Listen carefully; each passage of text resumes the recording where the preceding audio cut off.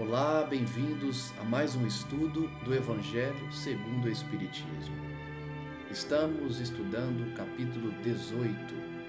Muitos os chamados, poucos os escolhidos. E vamos iniciá-lo hoje, prosseguindo nas próximas semanas. Esse capítulo trata da parábola do festim de bodas, da porta estreita. Nem todos os que dizem Senhor, Senhor entrarão no reino dos céus, e muito se pedirá àqueles que muito recebeu. Após lermos essas parábolas e passagens do Evangelho, iremos verificar a interpretação de Allan Kardec e, ao final, as instruções dos Espíritos, que são as mensagens dadas pelos Espíritos sobre os temas trabalhados no Evangelho. Iniciemos, portanto, com a parábola do festim de bodas.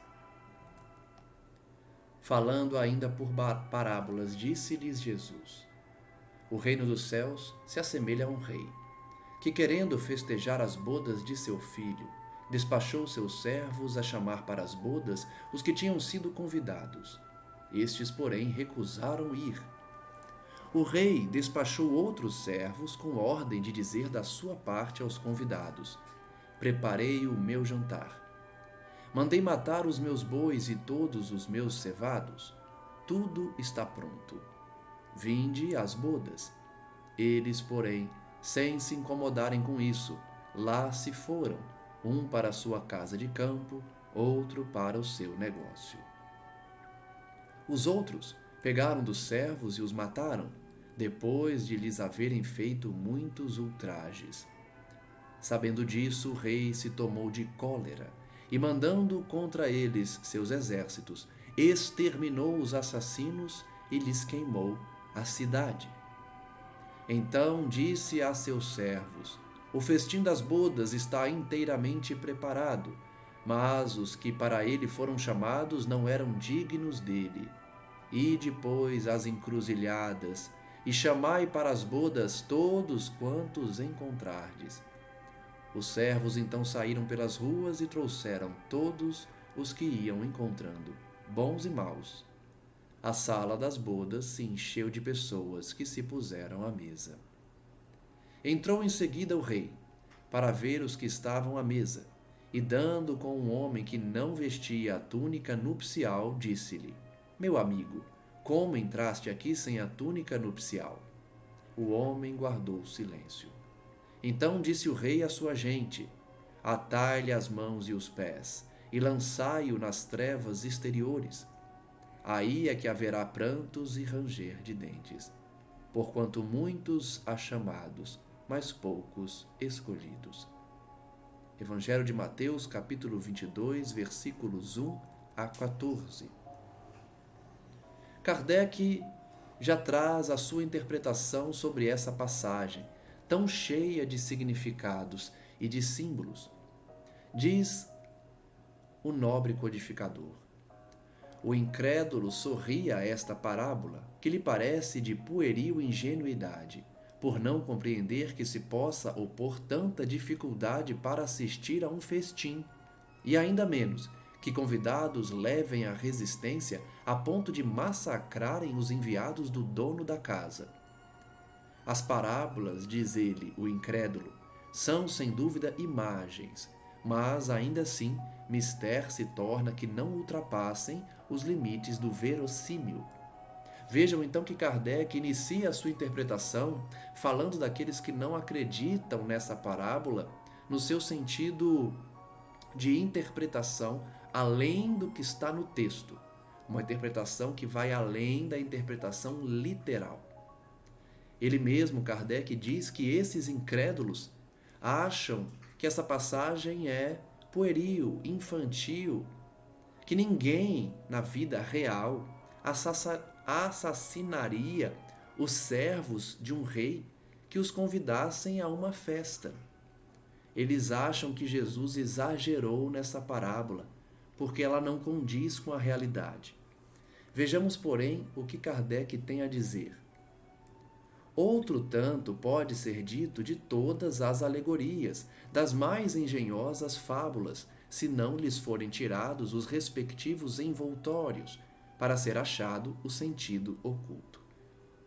Então ele já começa explicando que toda parábola precisa ser aprofundada no seu estudo para se tirar a mensagem nuclear, a mensagem central, o sentido oculto da parábola. Jesus compõe as suas com os hábitos mais vulgares da vida, vulgares no sentido de normais, do cotidiano. Então Jesus preenchia as parábolas com o cotidiano da vida daquele povo da época e as adaptava aos costumes e ao caráter do povo a quem falava. A maioria delas tinha por objeto fazer penetrar nas massas populares a ideia da vida espiritual, parecendo muitas ininteligíveis quanto ao sentido, apenas por não se colocarem neste ponto de vista os que as interpretam. Então Kardec deixa claro que toda a parábola de Jesus visava despertar o povo para a vida espiritual. E por isso, muitas vezes, essas parábolas podem parecer absurdas, se tomadas ao pé da letra. Mas ele destaca mais uma vez que as parábolas devem ser lidas buscando uma interpretação que vai além do sentido literal. Na de que tratamos, ou seja, nessa parábola do festim, das bodas, Jesus compara o reino dos céus, onde tudo é alegria e ventura, a um festim. Então, primeira interpretação da parábola. A festa a que o rei convida as pessoas é o reino dos céus. Falando dos primeiros convidados, alude aos hebreus, que foram os primeiros chamados por Deus ao conhecimento da sua lei. Vejam como Jesus é inteligente, como Jesus se utilizou de uma história que parece infantil para falar primeiro dos hebreus, os primeiros convidados para essa grande festa, que é, na verdade, o reino dos céus. Então, os primeiros convidados por Jesus foram os hebreus, que de fato foram os primeiros chamados por Deus a conhecerem a sua lei através de Moisés. Os enviados do rei são os profetas, que os vinham exortar a seguir a trilha da verdadeira felicidade. Então, aqueles servos enviados na forma da parábola para convidar o povo são os profetas. E, de fato, os profetas, muitos deles foram assassinados. Então, vejam que, ao tratar dos servos assassinados pelo povo, Jesus se referia aos profetas, que sempre tinham por objetivo exortar o povo a trilhar o caminho da felicidade ao seguir o Deus único. Suas palavras, porém, quase não eram escutadas, suas advertências eram desprezadas. Muitos foram mesmo massacrados, como os servos da parábola. Os convidados que se excusam, ou seja, dão desculpas para não comparecer ao festim, pretextando terem de ir cuidar dos seus campos e de seus negócios, simbolizam as pessoas mundanas, que, absorvidas pelas coisas terrenas, se conservam indiferentes às coisas celestes. Notem, então, como a parábola de Jesus é atual, escrita nos evangelhos, dita pelo próprio Cristo há tantos anos, mais de 2000 anos, e tão atual. Por quê? Quantos hoje não se dedicam apenas às coisas do mundo, às coisas terrenas, e se esquecem das coisas celestes? Então, desde aquela época, Jesus, com essa visão ampla que ele tem de nós, humanidade, já sabia que esse seria um grande obstáculo para o acesso ao reino de Deus, o apego às coisas mundanas. Então, as pessoas que na parábola não aceitam ir à festa para cuidar das suas coisas pessoais, cuidar dos seus negócios e das suas casas de campo, simbolizam as pessoas que esquecem o chamado divino ou ignoram os alertas da espiritualidade para se dedicarem apenas à riqueza material, às suas propriedades, aos seus bens na terra. Era crença comum, prossegue Kardec, aos judeus de então, que a nação deles tinha de alcançar supremacia sobre todas as outras. Inclusive, esse foi um dos motivos pelos quais os judeus não aceitaram Jesus como o Filho Altíssimo de Deus, e sim como mais um profeta, porque eles acreditam até hoje que o verdadeiro Messias será aquele que trará supremacia a Israel. Supremacia de Israel sobre todas as outras nações. Então, os judeus até hoje acreditam que a nação deles será suprema em relação às demais. Deus, com efeito, não prometera a Abraão que a sua posteridade cobriria toda a terra? Vejam que Kardec faz uma pergunta para justificar a crença do judeu. A crença de que Israel terá uma supremacia perante outras nações vem do próprio Evangelho, quando Deus promete a Abraão que a sua posteridade, ou seja, aqueles que se seguiriam após ele, cobririam toda a terra. Cobrir no sentido de dominar é essa a interpretação dos judeus. Mas, como sempre, atendo-se à forma, sem atentarem ao fundo, eles acreditavam tratar-se de uma dominação efetiva e material.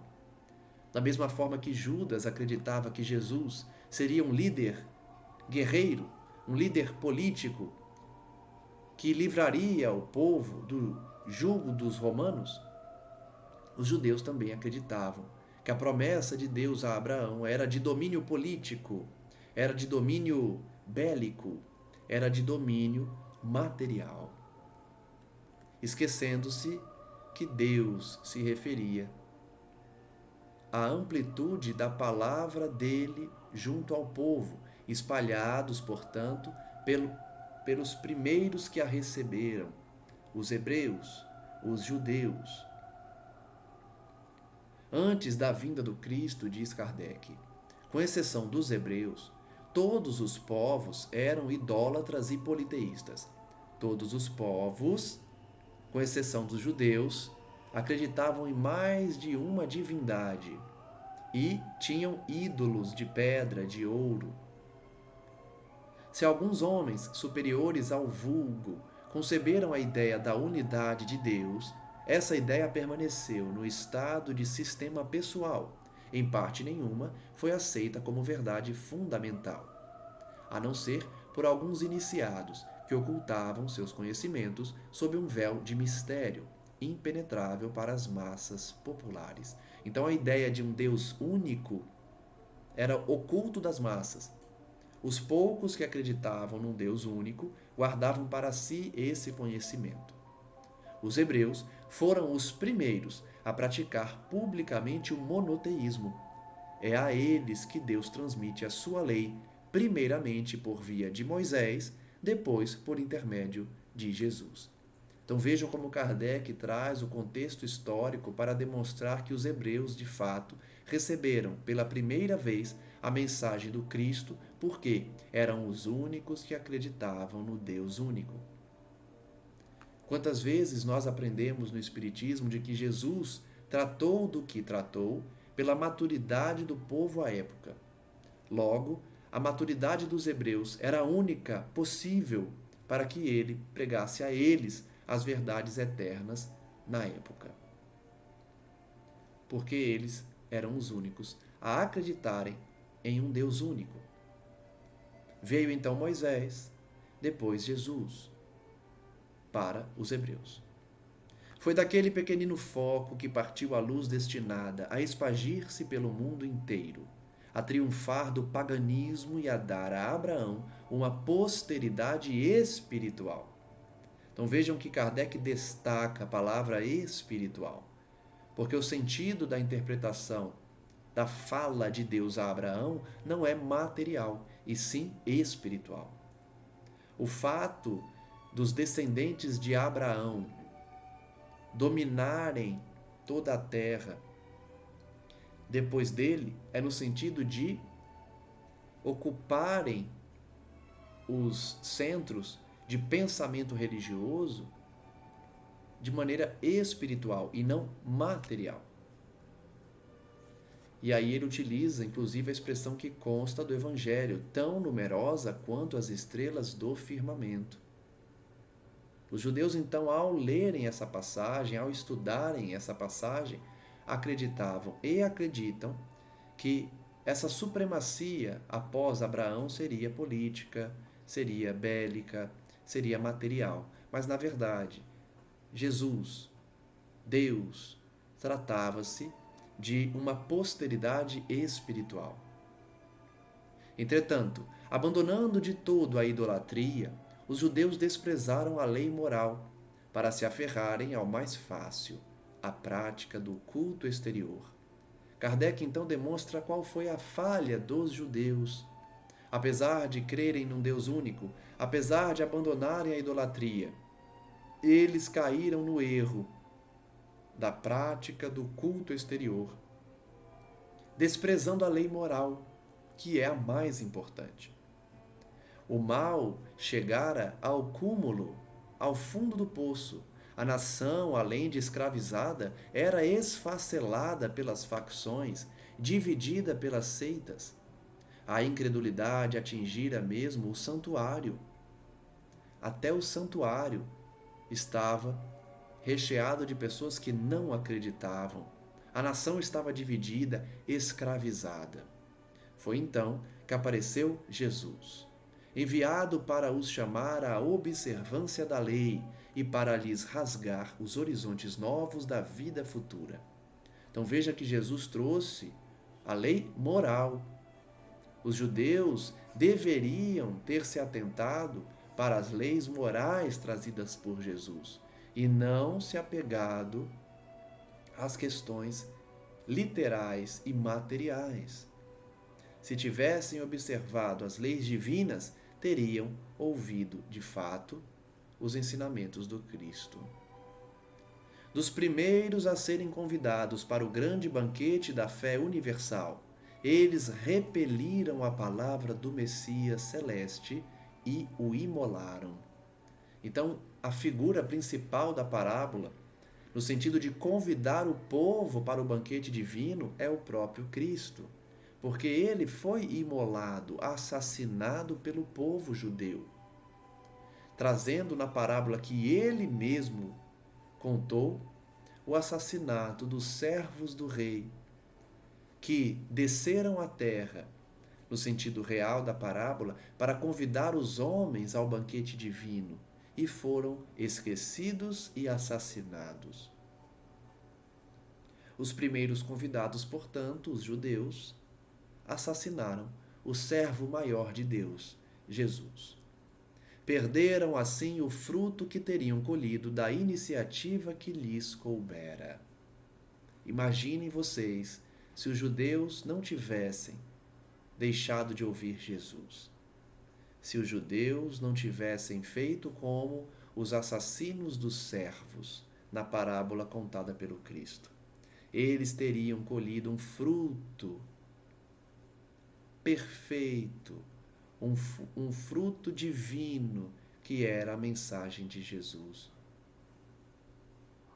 Será que há um planeta, um orbe, que recebeu um Cristo e não o assassinou? Eu acredito que sim. Um povo que decidiu ouvir a palavra de Deus e não imolou, e não crucificou, e não assassinou o maior mensageiro divino.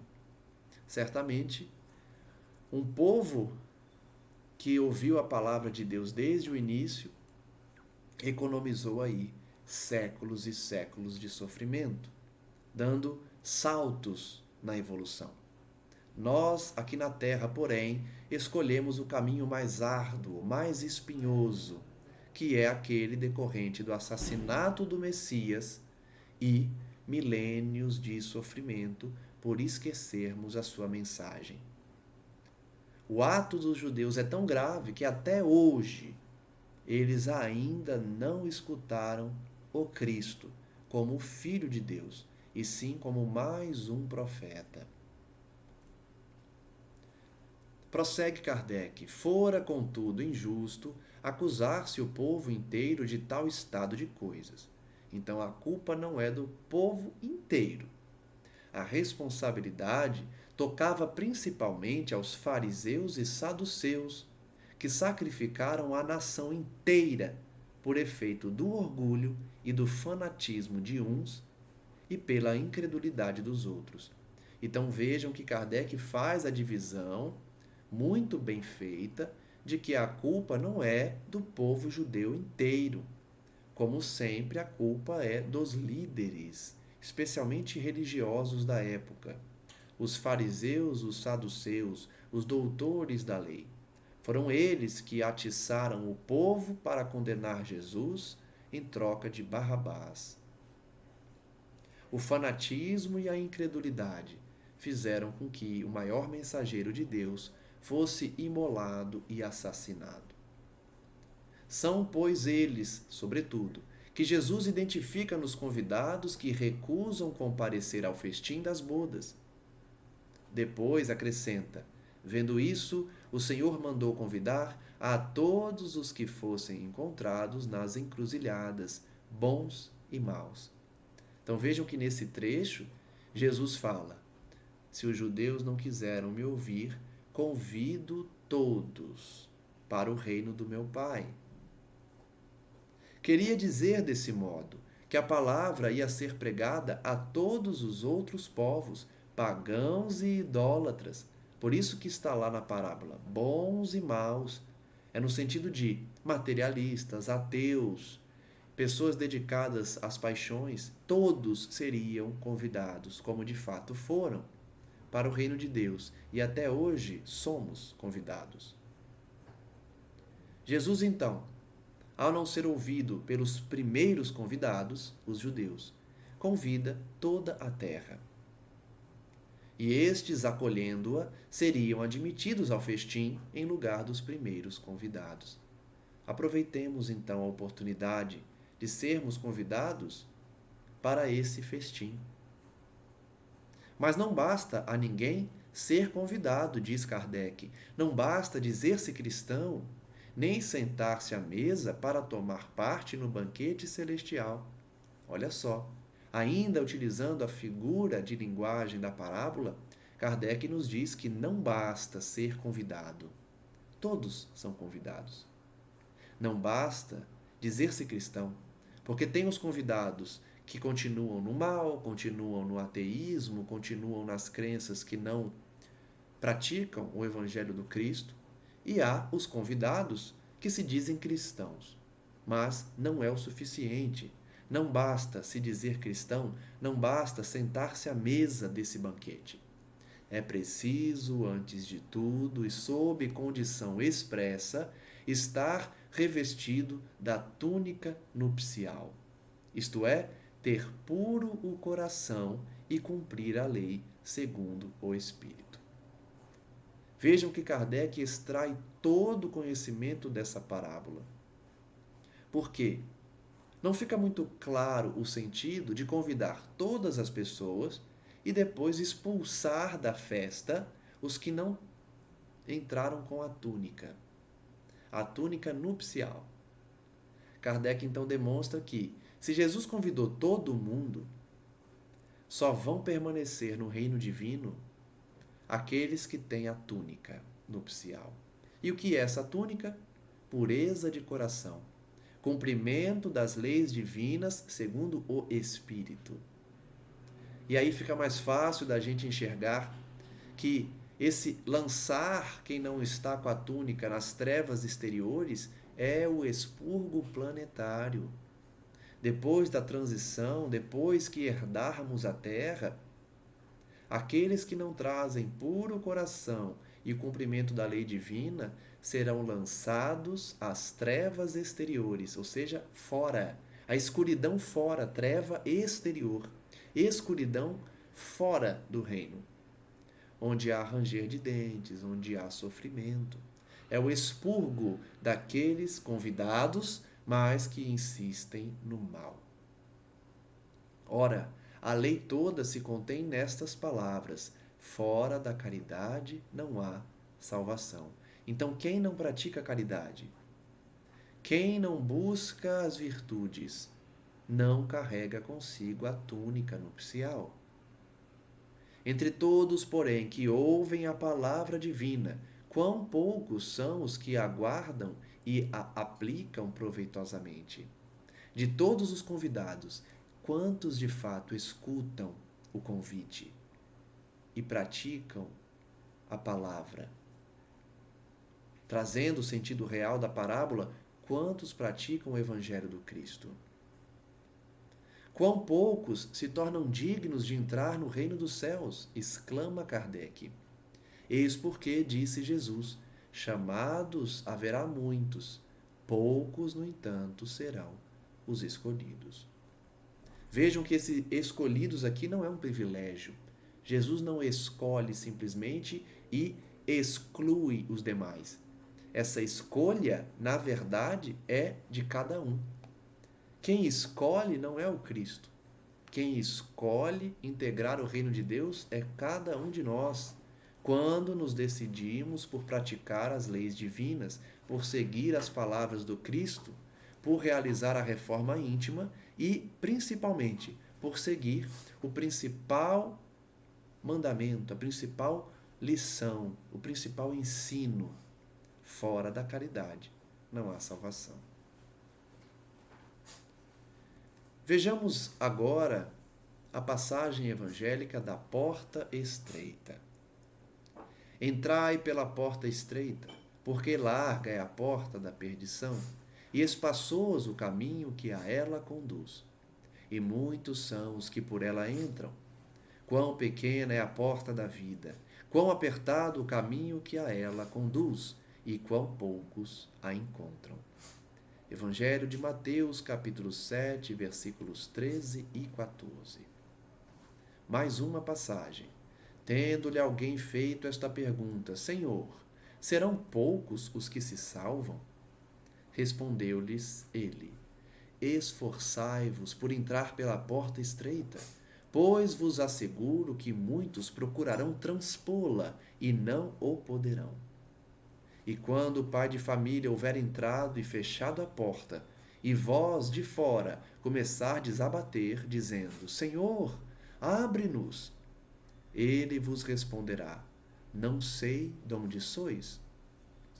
Por-vos-eis a dizer: Comemos e bebemos na tua presença, e nos instruíste nas nossas praças públicas.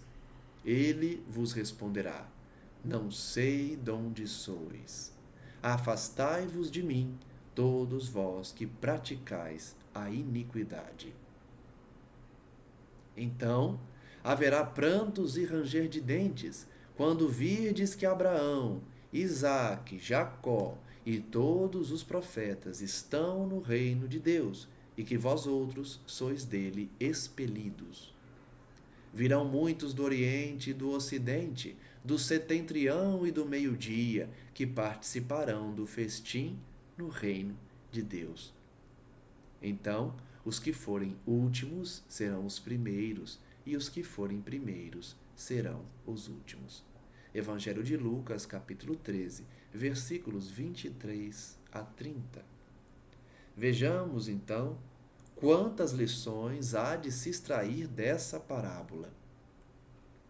Kardec nos ensina: larga é a porta da perdição, porque são numerosas as paixões más, e porque o maior número envereda pelo caminho do mal. Essa interpretação é fácil de enxergar, da porta estreita, né? A porta larga é a porta da perdição, é a porta dos prazeres, das facilidades humanas, né? É a porta em que não há a preocupação em se trabalhar as virtudes, em se conquistar bons sentimentos. A porta, portanto, é estreita quando ela é da salvação, porque a grandes esforços sobre si mesmo é obrigado o homem que a queira transpor, atravessá-la, para vencer suas más tendências, coisa a que poucos se resignam. Poucos, de fato, se dedicam a vencer suas más tendências para conseguir atravessar a porta estreita. É o complemento da máxima: muitos são os chamados e poucos os escolhidos. Então, essa primeira interpretação não é difícil de compreender. Tal o estado da humanidade terrena, diz Kardec. Por quê? Sendo a Terra mundo de expiação, nela predomina o mal. Quando se achar transformada, a estrada do bem será mais frequentada. Aquelas palavras devem, pois, entender-se em sentido relativo e não em sentido absoluto. Se houvesse de ser esse o estado normal da humanidade, teria Deus condenado à perdição a imensa maioria das suas criaturas. Suposição inadmissível, desde que se reconheça que Deus é todo justiça e bondade. O que Kardec está dizendo nesse parágrafo? Ele está dizendo que esse estado de coisas, em que a porta é estreita e difícil de ser atravessada, é nesse momento atual. É nessa atual conjuntura moral da humanidade. Quando, no entanto, a maioria quiser o bem, quando o mal não mais predominar, aí o ensinamento se alterará nessa parte. A porta não será mais estreita. Os muitos chamados serão recebidos no reino divino, porque os muitos já praticarão o bem. Então, essa parte da parábola se aplica à nossa terra, porque a maioria ainda se dedica ao mal ou ainda não se atentou para suprimir as paixões e angariar virtudes. Quando a sociedade praticar o bem e se libertar das suas paixões, aí os muitos chamados serão também escolhidos. Porque, como eu disse, essa escolha é individual, basta cada um querer. Prossegue Kardec. Mas de que delitos esta humanidade se houvera feito culpada para merecer tão triste sorte, no presente e no futuro, se toda ela se achasse degradada na terra e se a alma não tivesse tido outras existências? Kardec, como sempre, faz perguntas para a nossa compreensão ser facilitada. Ele então pergunta: que delito praticou a humanidade para ter esse destino? Todos então estariam degradados do reino de Deus? A grande maioria da humanidade estará excluída do reino divino? Como pensar assim numa existência única? Ele já trabalha o conceito da reencarnação, porque nós precisamos de muitas existências para sermos escolhidos ao banquete. Por que tantos entraves postos diante de seus passos? Por que essa porta tão estreita que só a muitos poucos é dado transpor? Se a sorte da alma é determinada para sempre logo após a morte. Kardec está fazendo perguntas se referindo a quem não crê no ensinamento espírita, ou seja, quem não acredita na multiplicidade das reencarnações, quem acredita no determinismo, que não há livre-arbítrio, que há, na verdade, fatalismo. Então ele está perguntando como entender a porta estreita acreditando somente numa vida única, acreditando que nós não fizemos nada para merecer estar nessa condição, porque quem não acredita na reencarnação não acredita que nós estamos colhendo o que plantamos no passado. Então seria injusto de Deus colocar uma porta tão estreita apenas aos escolhidos, aos santificados. Nós não conseguiríamos chegar à santificação numa única existência. Kardec ainda pergunta: como acreditar que passaremos por essa porta estreita se a sorte, se o nosso destino é determinado antes de nascermos? Aí ele está criticando o fatalismo, o determinismo. Assim é que, com a unicidade da existência, o homem está sempre em contradição consigo mesmo e com a justiça de Deus. Ele demonstra aí: quem acredita numa vida única entra em contradição com a justiça divina, Porque se tivéssemos apenas uma existência, como Deus poderia colocar um obstáculo tão grande a ser transposto por nós, que é a porta estreita? Com a anterioridade da alma e a pluralidade dos mundos, o horizonte se alarga. Então Kardec demonstra que somente com a crença da multiplicidade das reencarnações e dos mundos é que esse conceito de porta estreita fica mais justo, fica mais lógico. Se temos várias encarnações para evoluir, se temos vários orbes para experienciar, essa porta vai ficando mais larga à medida que nós nos depuramos. Faz-se luz sobre os pontos mais obscuros da fé. O presente e o futuro tornam-se solidários com o passado, e só então se pode compreender toda a profundeza, toda a verdade e toda a sabedoria das máximas do Cristo. Kardec então separa esse parágrafo para demonstrar que o Espiritismo traz as explicações das parábolas no sentido mais aprofundado, sob pena delas não terem qualquer sentido sob a visão materialista. Vejamos o item. Nem todos os que dizem Senhor, Senhor, entrarão no reino dos céus.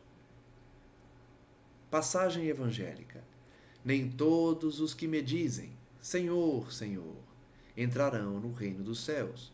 Apenas entrará aquele que faz a vontade de meu Pai, que está nos céus. Muitos nesse dia me dirão: Senhor, Senhor, não profetizamos em teu nome? Não expulsamos em teu nome o demônio? Não fizemos muitos milagres em teu nome? Eu então lhes direi em altas vozes: afastai-vos de mim, vós que fazeis obras de iniquidade. Evangelho de Mateus, capítulo 7, versículos 21 a 23. Mais uma passagem. Aquele, pois, que ouve estas minhas palavras e as pratica, será comparado a um homem prudente, que construiu sobre a rocha a sua casa. Quando caiu a chuva, os rios transbordaram, sopraram os ventos sobre a casa, ela não ruiu, por estar edificada na rocha. Mas aquele que ouve estas minhas palavras e não as pratica, se assemelha a um homem insensato que construiu sua casa na areia. Quando a chuva caiu, os rios transbordaram, os ventos sopraram e a vieram açoitar, ela foi derribada.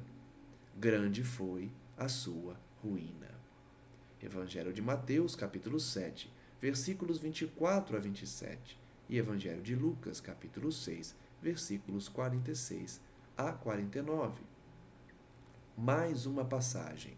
Aquele que violar um destes menores mandamentos e que ensinar os homens a violá-los, será considerado como o último no reino dos céus. Mas será grande no reino dos céus aquele que os cumprir e ensinar. Evangelho de Mateus, capítulo 5, versículo 19.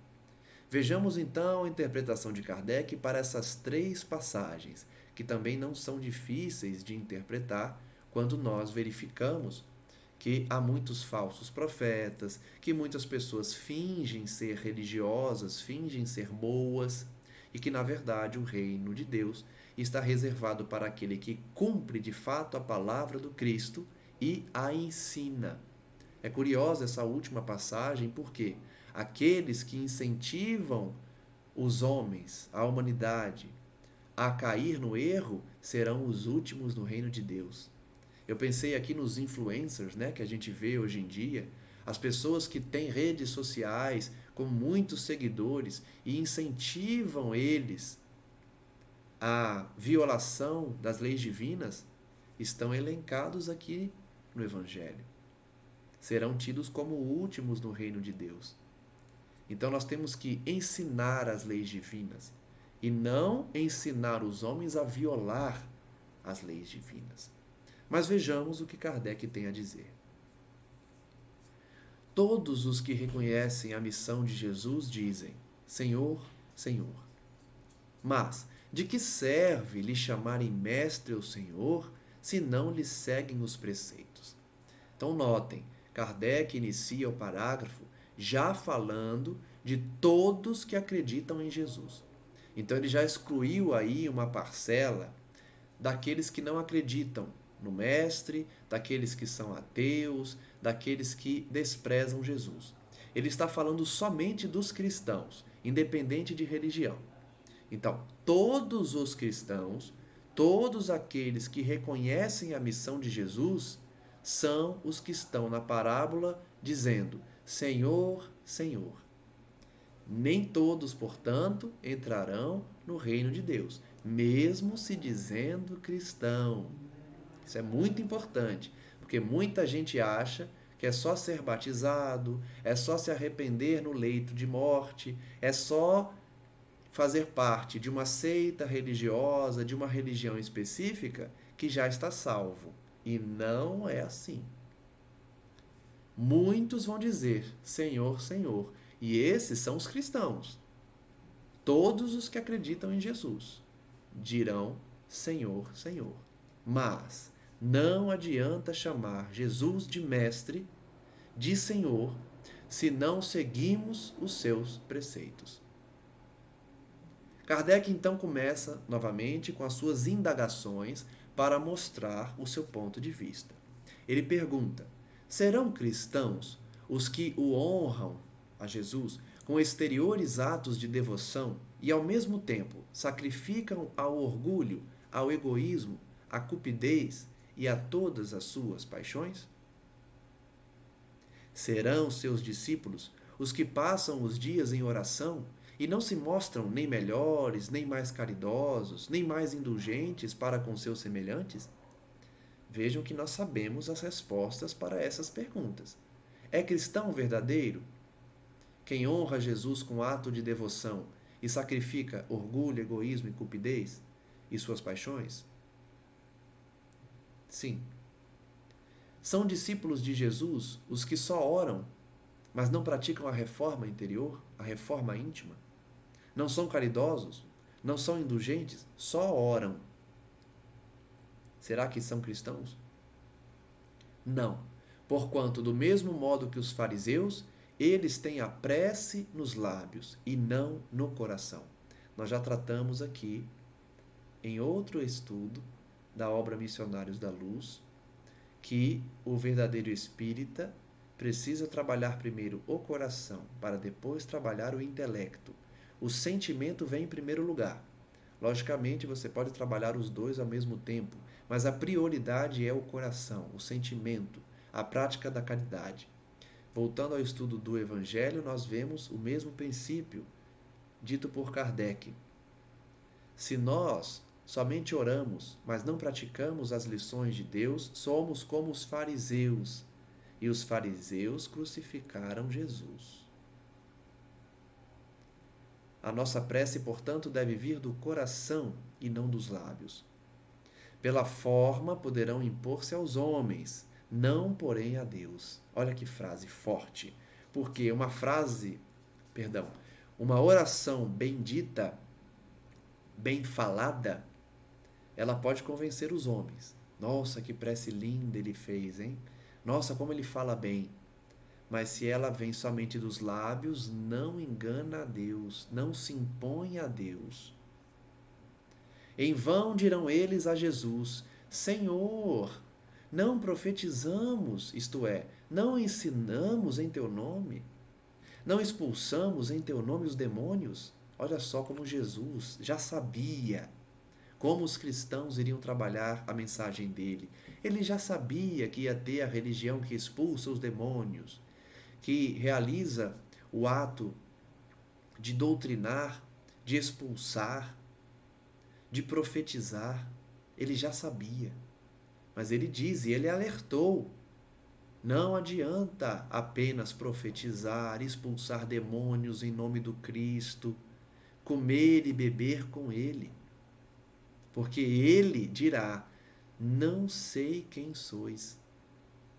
Certo dia eu comentava com a minha esposa, que dor que deve ser ao coração ouvir de Jesus, eu não sei quem você é. afasta-se de mim, porque tu praticastes iniquidade, cometeis iniquidades. Então é muito duro, né? A gente provavelmente ouviu isso, né? Quando foi expulso, quando fomos expulsos de Capela. Então, é um alerta. Todos os religiosos, eu acredito sim no Jesus, Jesus é meu Salvador, Jesus é o Mestre, eu acredito. E ora, e expulsa demônios, e ensina em nome de Jesus, ensina os versículos, sabe a Bíblia de cor, sabe o Evangelho segundo o Espiritismo de cor, o Livro dos Espíritos de cor. Mas o coração não pratica o ensinamento de Jesus. Para esses, Jesus dirá que não os conhece. Afastai-vos de mim, vós que cometeis iniquidades, vós que desmentis com os atos o que dizeis com os lábios. Olha que frase. Jesus vai afastar dele todos os que falam da boca para fora do seu evangelho, enquanto o coração está carregado de orgulho, de vaidade, de iniquidade, de maldade. Quem calunia o próximo, quem expolia as viúvas, quem comete adultério. Tudo cristão, né? Quantos cristãos a gente vê cometendo tudo isso? O alerta está no Evangelho. Não serão reconhecidos por Jesus. Imaginem a dor. Você desencarna, você quer ficar, você quer herdar o reino de Deus, você quer entrar no banquete divino. E Jesus à porta vai dizer, você não entra, não te conheço. Cometeis iniquidades, caluniou, enquanto pregava no final de semana na igreja, no centro espírita, caluniava seu colega de trabalho, traía a sua esposa, o seu esposo, espoliava as viúvas. É duro. Não é fácil ouvir do mestre, afastai-vos de mim. É uma dor que você vai levar por milênios, até se arrepender sinceramente e conseguir ficar, conseguir herdar uma terra, um orbe que atravesse o período de transição. Prossegue Kardec, afastai-vos de mim, vós, cujo coração destila ódio e fel, que derramais o sangue dos vossos irmãos em meu nome. Inquisição, guerra santa, que derrama sangue, justificando-se no Evangelho. Um absurdo desse, matar o irmão sob a desculpa que está levando a palavra de Deus. É diferente da defesa, tá? Autodefesa, defesa da nação, quando é invadida por um exército inimigo. É diferente defender a sua nação. Ele está falando de quem utiliza o subterfúgio da palavra divina para levar guerra, morte, que derrama sangue dos irmãos, em nome de Jesus. Que fazeis corram lágrimas em vez de secá-las. Nós não vemos isso hoje em dia, 2023, quando um padre ortodoxo faz o benzimento das armas dos russos para invadir a Ucrânia? É só buscar aí na internet, né? Os padres russos ortodoxos benzendo as metralhadoras, os fuzis, os mísseis, os tanques de guerra para exterminar ucranianos. Coração destilando ódio e fel e ao mesmo tempo falando de Jesus, que leva lágrima ao invés de secá-las. Para vós, disse o Mestre, haverá prantos e ranger de dentes, porquanto o reino de Deus é para os que são brandos, humildes, caridosos. Então, quando a gente estuda isso aqui, Não enxerguem como se eu estivesse apontando dedos a ninguém. Essa reflexão tem que ser individual. Cada um de nós, no nosso íntimo, refletir. Eu sou cristão verdadeiro ou sou esse cristão que clama Senhor, Senhor, mas pratico iniquidades? Mas pratico o adultério? E aí vou para o centro espírita, ler página, aplicar passe, falar de Jesus. E aí deixo o centro espírita e toma calúnia pelo WhatsApp e mensagem de áudio, falando também. Toma fofoca com o vizinho. Então, vamos refletir. Estou me incluindo nisso, tá, gente? Estou me incluindo nas fraquezas, nas quedas morais que a gente está sujeito. Mas vamos despertar para não haver prantos e ranger de dentes. Sejamos brandos, humildes e caridosos. Não espereis dobrar a justiça do Senhor pela multiplicidade das vossas palavras e das vossas genuflexões. Nós não conseguiremos. Podemos tentar ao máximo dobrar a justiça de Deus. Impossível. Impossível. Não é a justiça dele que vai se adaptar às nossas fraquezas. Somos nós que precisamos nos adaptar à correção da lei divina. Não adianta desculpinha, como a gente fala, né? A desculpinha cola aqui, junto a outros humanos, junto a outros encarnados. Junto à lei divina, nenhuma desculpinha cola, viu? A gente não dobra a justiça de Deus com palavras, nem com argumentos. Advogado gosta muito de argumentar, né? Advogado deve ser o principal que chega do outro lado e tenta argumentar. Eu posso falar porque eu sou advogado, tá, gente? Mas deve ser o que mais chega lá e fala: não, mas veja bem, eu traí minha esposa, mas eu não recebia carinho em casa, veja bem. Eu era uma pessoa que precisava de carinho, minha esposa não dava, por isso que eu traía. A argumentação não dobra a justiça de Deus. Palavra não dobra a justiça do Senhor.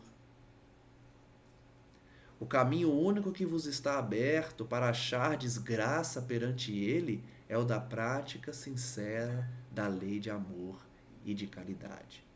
Então, como eu sempre gosto de falar nos nossos estudos, é muito simples herdar o reino de Deus. É simples. Somos nós que complicamos. Não é difícil. Fora da caridade não há salvação. Tem expressão mais simples que essa? É muito simples. O problema é colocar em prática, né? Por isso que o exercício é diário, o exercício é mais de uma encarnação, como Kardec nos ensinou aqui. Ouçamos, portanto, sejamos os chamados e os escolhidos. Agradeço então mais uma vez a presença de todos que nos acompanham nos nossos estudos e finalizando mais um deles que continuaremos na segunda que vem, a segunda parte desse capítulo 18. Agradeçamos aos amigos espirituais, aos nossos mentores, aqueles que nos querem bem, que desejam o nosso avanço moral, que nos amam e estão velando por nós no mundo espiritual, o mundo verdadeiro, o mundo quântico que vai sendo aí descoberto pelos principais estudiosos físicos e que já reconhecem a existência de um plano diferente do plano físico, mas que pode ser acessado por aqueles que já conhecem os meandros da lei divina a fim de contatar o mundo espiritual. Pedimos, mestre amigo, que as tuas palavras sejam impressas em nossos corações, para que não somente saiam das nossas bocas os ensinamentos que colhemos do Evangelho, mas principalmente dos nossos corações, através da prática da caridade. Com a nossa família, com os nossos amigos, companheiros de estrada, de fé, de trabalho, e principalmente com aqueles que nos têm por adversários, aqueles que ainda nos odeiam, que nos querem mal. Sejamos com eles os verdadeiros cristãos trabalhados por Kardec nesse capítulo. Aqueles que clamam Senhor, Senhor, e além disso, praticam o ensinamento do Mestre no dia a dia das suas vidas. Pedimos, amigo Jesus, que o mundo tão recheado ainda de iniquidades seja preservado pela grande maioria que já quer e deseja o bem, pela grande maioria que acorda todos os dias para trabalhar, para servir, para se melhorar, para tratar o próximo com bondade, com gentileza, com afeição. Enquanto que uma minoria prega a violência, o caos, a bagunça, a preguiça, o ócio e as iniquidades que levam à separação, ao ódio e às consequências funestas da guerra. Que essa grande maioria, portanto, se una nesse momento tão importante para nós enquanto humanidade, a fim de que estejamos num pensamento uníssono, de vinculação com a divindade, pelo reconhecimento de Jesus como Messias, indo muito além das palavras para abraçar o Evangelho que ele trouxe em nosso íntimo, em nossos corações. Graças damos a ele, que tanto nos ama, que tanto se dedicou e se dedica a nós, a fim de nos salvar. Nos salvar de nós próprios, das nossas fraquezas e iniquidades, do nosso passado dedicado ao erro, mas que agora desperta a fim de colher novos frutos iluminados pelo Evangelho do Senhor.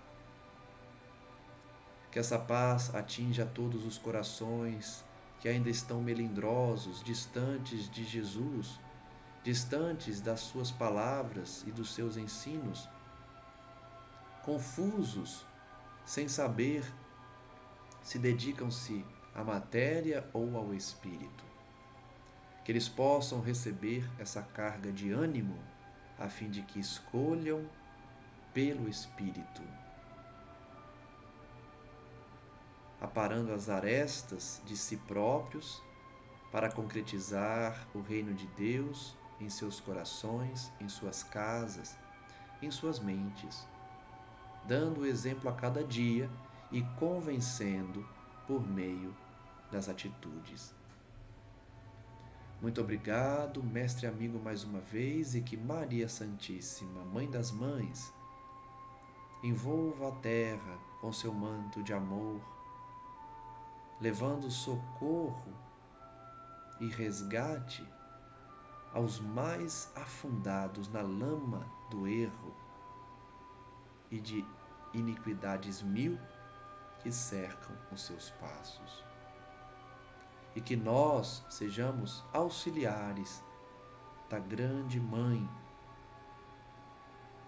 trabalhadores da sua senda, que precisa de voluntários para falar dos ensinamentos de seu Filho Jesus, dando exemplo, arrastando pela atitude e levando aos corações o refrigério necessário para o despertamento dos que estão se arrastando no mundo.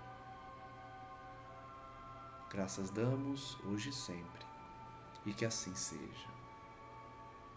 Um forte abraço a todos e até o próximo estudo.